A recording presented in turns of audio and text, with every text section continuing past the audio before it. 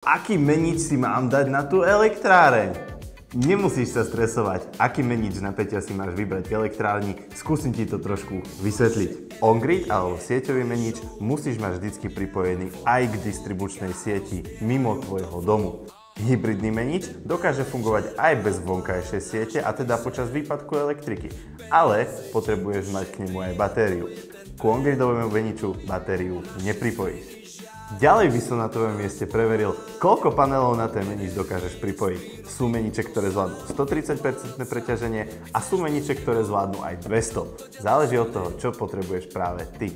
Ďalšie kritérium, ktoré môže byť pre teba dôležité je, koľko svetových strán potrebuješ do tohto meniča zapojiť. Sú meniče, ktoré zvládnu maximálne 2 svetové strany a sú také, ktoré zvládnu aj 3. Dúfam, že ti informácie z tohto videa pomohli rozhodnúť sa trošku lepšie a nezabudni nás sledovať pre viacej tipov.